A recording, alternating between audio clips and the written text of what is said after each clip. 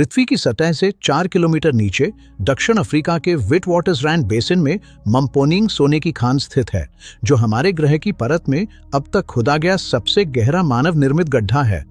यहाँ नीचे प्रकृति के भौतिक नियम बेहद कठोर हो जाते हैं।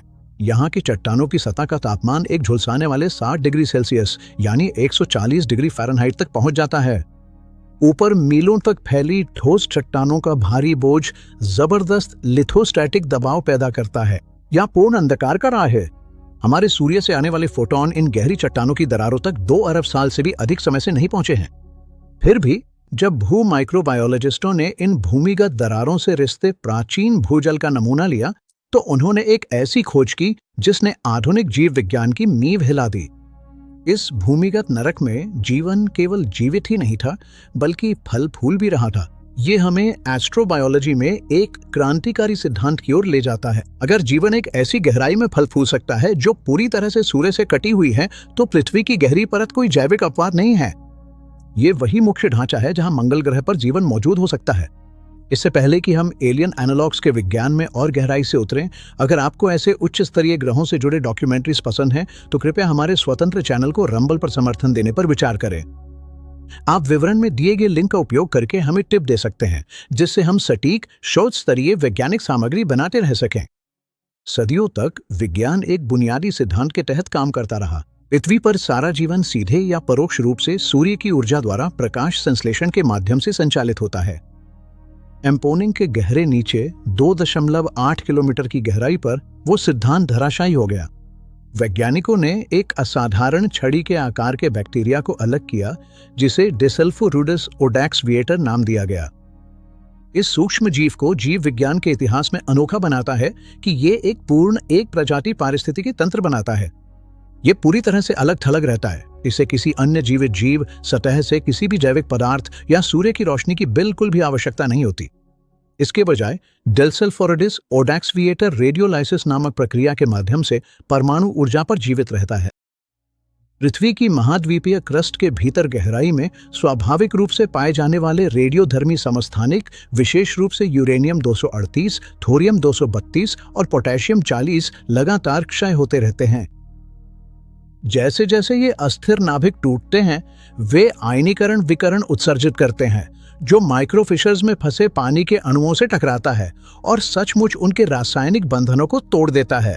इस रेडियोलाइटिक प्रक्रिया में पानी के अणु टूटने से मुक्त आणविक हाइड्रोजन निकलती है। ये सूक्ष्म जीव इस हाइड्रोजन का उपभोग करता है और इसे आसपास के पायराइट खनिजों के रेडियोलाइटिक विघटन से प्राप्त सल्फेट के साथ जोड़कर अपने चयापचय इंजन को शक्ति देता है।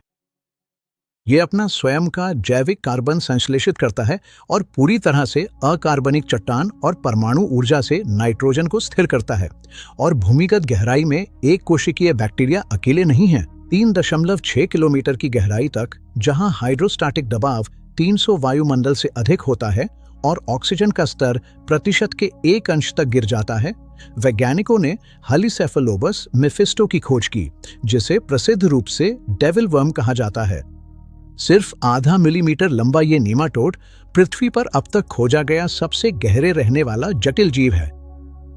जेनेटिक अनुक्रमण से पता चलता है कि हेलिसेफेलोबस मेफिस्टो ने अपने हीट शॉक प्रोटीन जीन परिवारों जैसे HSP70 का विस्तार किया है, जिससे ये भूमिगत बैक्टीरिया कॉलोनियों जैसे डेसुल्फोरिडीज पर चढ़ते हुए अत्यधिक तापीय तनाव को सहन कर सकता है।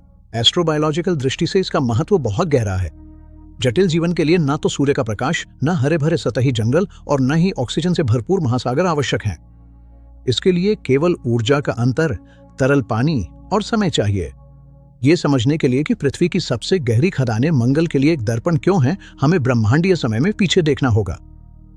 4 अरब साल पहले नोवाचियन युग के दौरान मंगल एक गतिशील और रहने योग्य दुनिया था।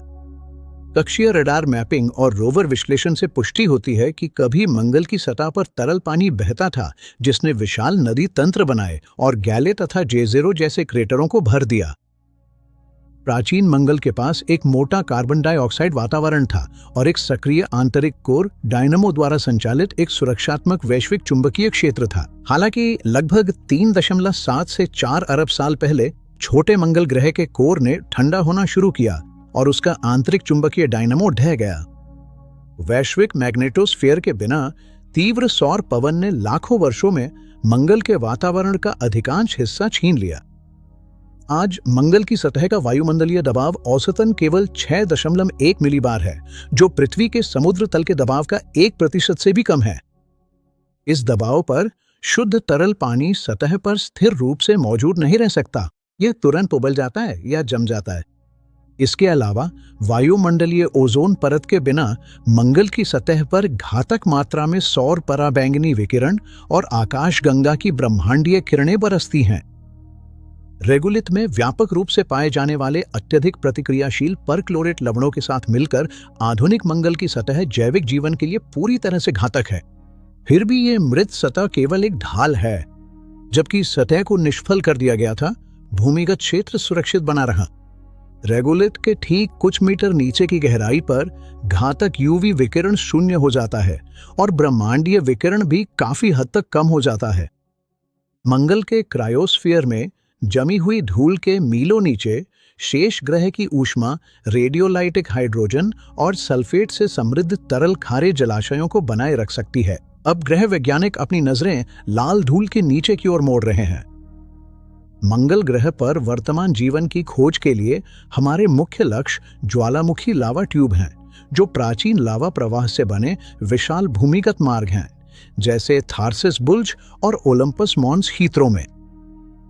ये गुफानुमा संरचनाएं कठोर अंतरिक्ष विकिरण और सूक्ष्म उल्कापिंडों के प्रभाव से प्राकृतिक सुरक्षा प्रदान करती हैं और स्थिर तापीय वातावरण बनाए रखती हैं, जो सक्रिय भूमिगत पारिस्थितिक तंत्रों को आश्रय दे सकते हैं। यूरोपीय अंतरिक्ष एजेंसी के एक्सोमार्स रोजलिंड फ्रैंकलिन रोवर जैसी मिशन, जो 2 मीटर की सब सरफेस ड्रिल से लैस हैं, सतह के विकिरण क्षेत्र के नीचे सैंपल लेने का हमारा पहला सुनियोजित प्रयास है। हालांकि जीवित मंगल ग्रह के जीवों की पुष्टि अंततः ऐसे गहरे क्रस्ट रोबोटिक प्रोब्स की आवश्यकता होगी जो सैकड़ों मीटर नीचे संभावित हाइड्रोथर्मल एक्विफर्स तक पहुंच सकें। जैसे ही हम इस सवाल के जवाब के द्वार पर खड़े हैं कि क्या हम ब्रह्मांड में अकेले हैं, अगर आप हमारी अति सटीक वैज्ञानिक कहानी कहने की प्रतिबद्धता की सराहना करते हैं तो कृपया रंबल पर हमारा समर्थन करने पर विचार करें। विवरण में दिए गए लिंक के माध्यम से टिप छोड़ना ये सुनिश्चित करने में मदद करता है कि हम आपको विश्व स्तरीय अंतरिक्ष अन्वेषण सामग्री लाते रह सकें। आखिरकार पृथ्वी की सबसे गहरी खदानों में रहने वाले जीव एक क्रांतिकारी ब्रह्मांडीय सत्य उजागर करते हैं। जीवन कोई नाजुक सतही विचित्रता नहीं है जो केवल धूप वाले महासागरों से जुड़ी हो। ये एक स्थायी ग्रह संबंधी घटना है। जब किसी ग्रह का वायुमंडल खत्म हो जाता है और उसके महासागर जम जाते हैं तो जीवन बस यूं ही गायब नहीं हो जाता। ये जमीन के नीचे चला जाता है, खुद को चट्टानों की विकिरण के अनुसार ढाल लेता है और गहरी छायाओं में हमारे उसे खोजने का इंतजार करता है।